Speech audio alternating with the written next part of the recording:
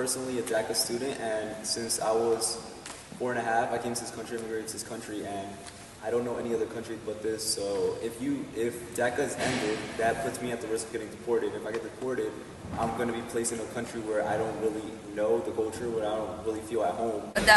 President Trump actually ending the policy might actually be beneficial. A lot of people in my family, it has impacted them a lot, and what it actually restricts them is now they can't be citizens, which is where they want to achieve, and now they no longer can do that. In fact, they're kind of just hoping that it doesn't close out, because if it does end up removing, I feel like it was false advertisement for a lot of people, because they didn't know that they wouldn't be able to be citizens. And I think it's horrible that people have been here and have grown up here all their lives, and they're getting that taken away from them. They don't even have a right to their own education, and it's not their fault that they don't have. It's not their fault that they don't have their own papers here. I personally don't really agree with the treatment program because of the fact that it deals with illegal immigrants who weren't supposed to be here in the first place. It goes against the ethics behind a person that comes here illegally is taking the spot of somebody who could have arrived here legally. I think that's very wrong of Trump doing that, undoing DACA and DAPA, and I feel like his intentions of doing that, it's not just because of what it entails in the policy, but I think it's just because in general he hates Obama. I mean, they've not only gone against DAPA and DACA, but they've also gone a lot of other stuff that has been passed through during Obama's terms. They're party over people, and that's not right. After seeing how DACA was viewed, we decided to target something more current, and sanctuary cities seemed like the perfect option. The term sanctuary city does not have a one-size-fits-all definition. It is generally used to describe places where local police do not fully cooperate with federal immigration officials. What does that mean? Let's say an undocumented immigrant is taken into custody for a reason other than his citizenship status by local police. He'll be fingerprinted, as is mandatory, and it will be sent to databases controlled by the FBI and the Immigration and Customs Enforcement, or ICE. If ICE knows the person is undocumented, a detainer request will be sent to the local police to hold him for an additional 48 hours so ICE can come pick him up. In sanctuary cities, the police do not honor that request. Constitutionally, states do not have an obligation to enforce federal law. It is a contentious concept that has had an influential impact on American history since the late 18th century. In terms of public opinion, there was a poll circulating in which 80% of the respondents opposed sanctuary cities. The question was as follows: should cities that arrest illegal immigrants for crimes be required to turn them over to immigration authorities? However, the use of the word crime might have skewed the results. Other polls have shown Americans react much more adversely to the undocumented once they're connected with crime. The media, depending where it falls on the political spectrum, tends to either vilify sanctuary cities for allowing previously convicted immigrants to roam free, or praise them for being safe havens and building trust between the immigrant community and the police. In January of 2017, President Trump passed an executive order that would withhold funding to jurisdictions that fail to comply with the statute that prohibits localities from enacting policies that limit communication with the Department of Homeland Security about information regarding the citizenship status of individuals. Immediate backlash ensued, and the order was halted for further investigations into its constitutionality. I think sanctuary cities are good because it allows people who are afraid of, getting deported a chance to, get help by police or by other things like that. But in all honesty, I think they should be in certain locations. For example, in Idaho, they wouldn't do much good. But in places like Texas, it would do a lot of good. Well, I feel like we need more, definitely, and it is sad that we have to declare ourselves a sanctuary city. And I don't know, it's also that feeling of we should feel safe in our cities and our communities. I disagree with the whole concept of sanctuary cities just because of the fact that it kind of makes this rebellious. It kind of creates an air of rebellion in a way, even though it's for a good cause of trying to help people. It's kind of showing that they're going against laws that are in place. Any city that has a huge population of undocumented immigrants, to make their city as a sanctuary city, because it's a huge morale raise if we do it. It'll give people confidence and make sure that they're safe. I feel like they're not beneficial to us because if, say, our government that we put in place to make laws for the benefit of the whole society, it's a negative because now the policy that they want to implement won't be effective. I think sanctuary cities are great, right? I think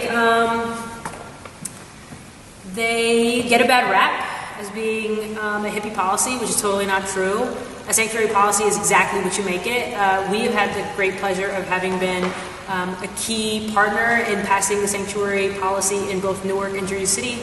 I don't think the policy of calling oneself a sanctuary city is positive just because it's such an absolute thing.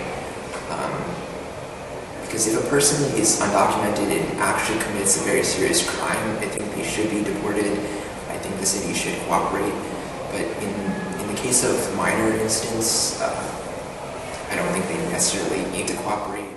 And finally, towards the end of our interviews, we looked at the most recent immigration policy that has spiked a lot of controversy, the travel ban.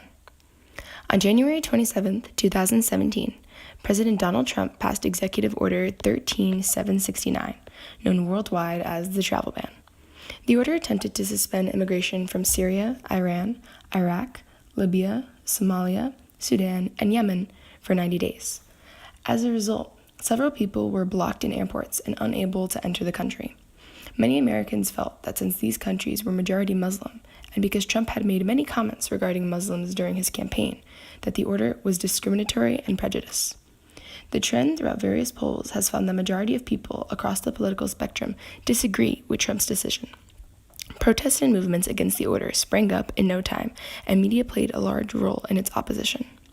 Social media has given these protests much more leverage, and politicians have begun to pay attention. Some have viewed the ban as a temporary adjustment, while others see it as the first step to a completely different immigration policy led by our new president.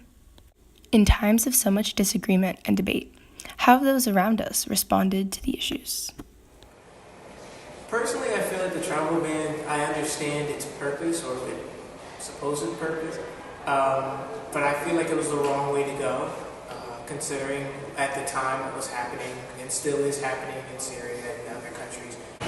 But I understand why he did it, and I do kind of think it's kind of like bad that you do it because it kind of it's just very like I say like this not discriminatory, like a very like general like law that says these countries can't come in. Even though I understand the purpose, to stop terrorism, but I think there's other ways to stop terrorism besides just ban everybody and don't let anyone come in. Well, not only has it been declared unconstitutional, the countries that he banned from haven't had any relationship with terrorist attacks, so this travel ban doesn't make any sense. I agree with what Trump did, even though it is very radical and extreme for a lot of people living in this country. There is a huge problem, there's a huge terrorist problem, and our main priority as American citizens and Trump's main priority should be to keep the people in America safe. I think the travel ban was very hasty and not the right kind of decision to be made to all of a sudden shut down travel from several different countries, because it created, as we saw, many different problems immediately with people getting separated, and people had no time to plan ahead of it. My opinion is this, and it's the opinion of many others that truly care about our Muslim Americans that are here in the United States. It directly targets countries, first off, which has done no type of attacks in the United States since the 1970s. It was executed very poorly. A lot of people that were traveling all of a sudden got a message that they can't go back home. It's just completely wrong. And him targeting one specific religion is not right either. And it shows how much, what his line, if there is a line, of him between church and state is for him and for his constituents and the Congress and his cabinet. Make the Road was the group that organized the, how people were organizing out in JFK because they weren't releasing some of the folks that had green cards and residency. We did the same thing here in Newark, right? About 1,200 people showed up in one night after a tweet that went viral. And I think right before that, we really hadn't been tapped into the Muslim community like we should have been, right? We are an immigrants' rights organization. That being said, this city is 98% Latino and more than 50% foreign-born. And the Syrian community here is growing. Not to say we're not lumping all Syrians with Muslims, but it was for us a big time when in the chaos of everything we had to take a pause and really reflect on what it means to be an immigrant in Trump's America. It is clear that immigration will continue to be a topic of interest in years and likely decades to come. As media coverage of the issue has increased, so have discussion among citizens and participation amongst activists. No matter where we lie in terms of opinion, how we receive and think about the information presented to us makes all the difference in how we contribute to society. As we continue to see how policy develops over the next 4 years, we can observe the changes in media and political participation regarding immigration, and hopefully come to our own informed conclusion on what we believe to be the best for this country. Participate in the community and promote political participation. Sorry, my phone's ringing. Is it? Oh, it doesn't ring. Can you give me a second? I'm so sorry. No problem. Amigos.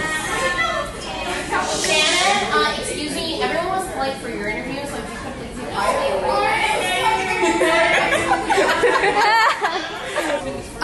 Well, I think that there is a lot of positives and negatives when it comes.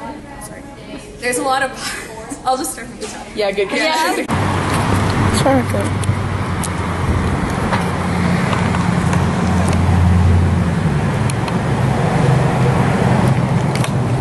Immigrants because they feel like It works though, he's not in the shot. You can start. what was I gonna say? Bloopers, you already know. Alright, let's